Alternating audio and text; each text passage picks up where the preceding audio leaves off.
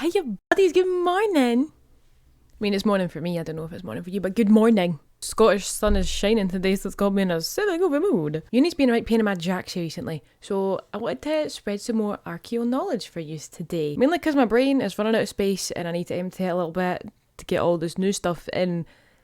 Today I want to have a bit of fangirl moment over one of my favourite sculptures ever, albeit niche. She's a niche queen. The Cramond Lioness. She's gorgeous, she's Roman, she's Scottish, she's fantastic. To say a preface, as I always do at these videos, wow, I am really woo today. I am an archaeologist and an ancient historian. I've just finished my undergrad for 4 years of studying ancient history and archaeology, and now I'm doing my master's degree in classical art and archaeology, so I kind of know what I'm talking about. And I enjoy passing my knowledge on to you in a very easily digestible, fun-friendly, fun format. That being said, if you are a Roman historian or a Scottish historian and you have little additive bits you want to mention, or if I maybe do get something wrong, but this is very, very niche, I very much doubt it, feel free to pop it in the comments. I will also be leaving all my bibliography, as I always do, in the description box below.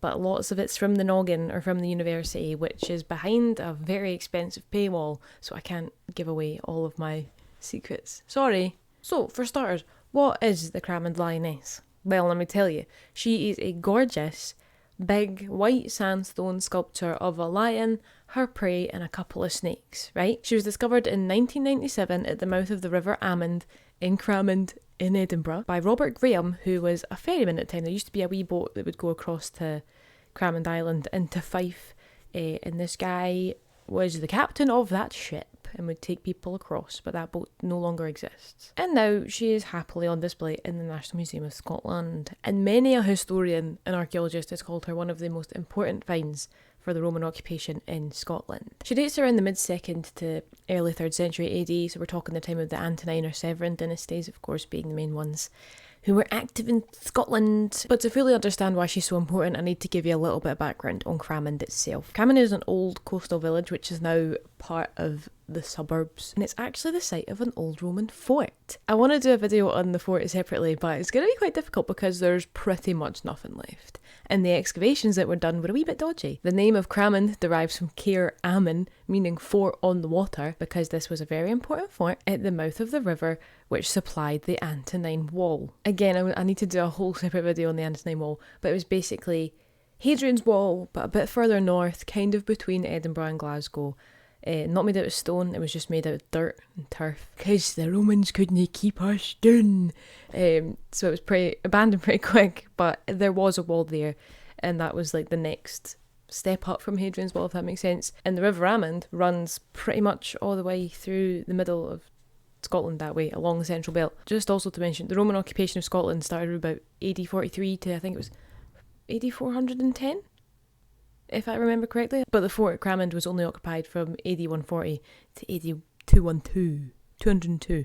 So, in terms of timescale for the rest of Roman Britain, it's quite a short-lived fort. And like I said, there's nothing left. There's absolutely now. They've got little plaques up that says, like, this was a granary. All is left is like a plaque in the ground. How can you tell it was a granary? How do you know that? How do you know?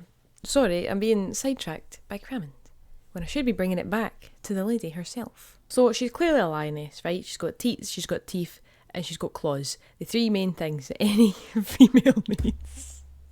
Sorry, that joke was so bad. Sorry, pretend to never said that. It's the sun. It's the extra vitamin D. It's getting me all giddy. Sorry. She is also very obviously mauling a man. From the fact that he's naked and he's bearded and his hands are tied behind his back, we can tell that he is a captive native Scotsman.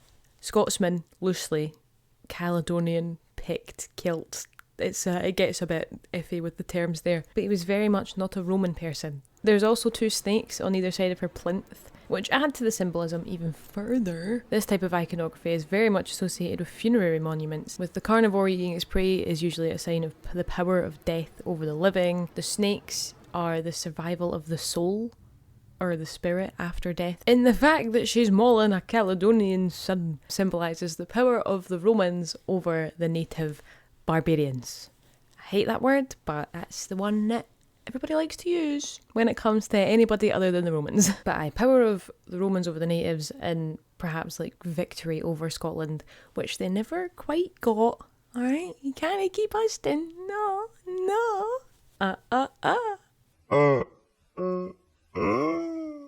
So very much power of things over other things. Death over life, snakes are the soul slithering away, and power of Rome over everybody else. The size and detail of her, she's massive by the way, she's huge. Obviously she's incredibly detailed, she's a bit withered now. I'll give her a juice. But she was very clearly commissioned by a very wealthy, high-ranking Roman officer. She was very, very expensive. Just a little theory, maybe because of the fact that the lion is mauling natives, maybe he had some sort of military victory over the Scottish folks. I don't know, it's just a little thing I'm throwing out there. But another very, very interesting little bit about her. Monuments like this would usually guard tombs in pairs. Obviously, our gal never made it to the tomb that she was supposed to guard. She's either fell off a boat, or the other explanation is once the Romans withdrew from the Cramond fort, or withdrew from Scotland in general, the natives carried her down to the waterfront and chucked her in to get rid of the Roman insignia, stuff like that. But this gives my mind so much food for thought, and I have so many questions ringing in my little brain. First off, say she did genuinely get dropped in when maybe being transported, she fell off the boat when she was brought in. Why didn't they fish her back out? If I was this high-ranking officer guy and I'd paid for a big massive lion statue, most likely in a pair, to be made, so there would have been two of them, I'd be raging. I would be fuming if they just let it sit in the water. I'd be like, no, get out. On the other hand, she's a big statue, right? If it was natives having to carry her and chuck her into this mouth of the river, where's the cemetery? Cramond Roman Fort is not very far away, and there is now a church with a cemetery there. And I'm like, oh, what if people have superstitions and stuff that last through time and religions about certain areas for the dead and the miasma that comes from it, and like, oh, sacred places and stuff, superstitions. So what if the Roman cemetery underlies the newer cemetery? I don't know if the cemetery is still in use. I don't know, but it's not Roman anymore. Is it under there? Can I dig up someone's gran to go and find this other tomb? Because the village is very, very old and it's stood the test of time. People still live there now. Like I said, it's part of the suburbs now. So you can't really go about digging it up. But like, can I?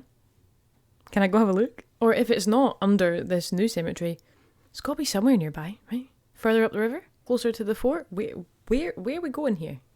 Give me answers. If they decided to dump one lion, where's her pair? Why would they... I mean, I guess maybe they picked that one up from the cemetery, chucked her in the water, then went, can't be arsed doing that again, that was too heavy, too much.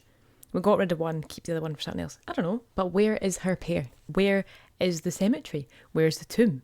Who paid for her? So as you can see, my little brain is starting to whir, and I'm getting more and more giddy the more I talk about her.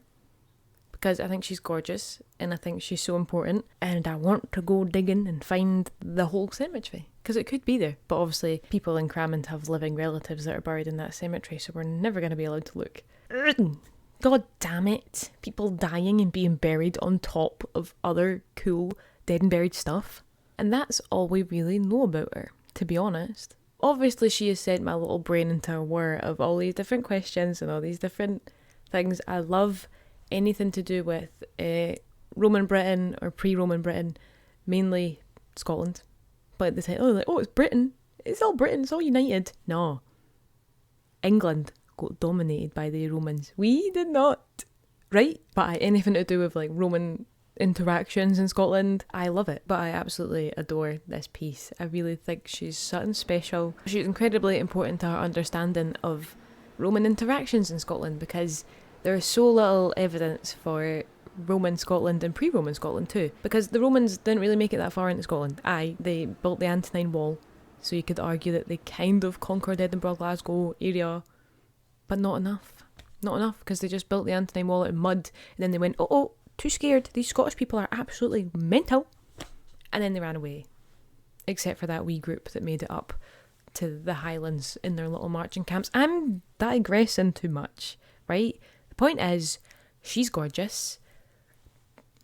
Romans couldn't beat Scotland, not properly, And that's all I have for you today. But what do you think? What do you think about her, given this very brief introduction to her and her history? Any sort of whimsical theories are welcome. I do enjoy a little whimsical theory, obviously. This was basically a video essay of how my brain just unfolds as soon as I think of one tiny little thing. Do you think she's cool? Do you think I've wasted my time?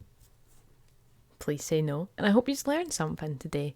You can also leave questions in the comments as well. Any thoughts, feelings, questions, criticisms, if you really got to be like that. And my bibliography will of course be in the description box below, mostly National Museum stuff. If you would like, just leave a comment and I can chuck some Roman Britain, Roman Scotland articles and stuff your way if you'd like me to find stuff for that. I don't mind. And if you want to read up a little bit about Scottish history, Scottish prehistory, Roman Britain prehistory, whatever, I can point you in the right direction if you would like to learn more. But that'll be it from me today. Also in the description box below, besides the bibliography, will be links to all my other social medias, all my personal accounts, my Twitch. I stream on Twitch once or twice a week, and also my Discord if you'd like to hop on in there. Or if you're not interested in that, I also do have a specifically archaeology-based Instagram and an archaeology-based Twitter account if you would prefer to keep it on the professional archaeological side of things. But other than that, thank you all so much for watching. I really do hope that you guys learned something, or that I've got your little brain cogs whirring. Don't forget to leave a like and subscribe if you enjoyed this, or if you didn't, because who cares anymore, right? Who cares? Tatty bye everybody, and I shall see you all next Tuesday. Thank you so much for watching and all that. Bye bye! I'm such a weirdo.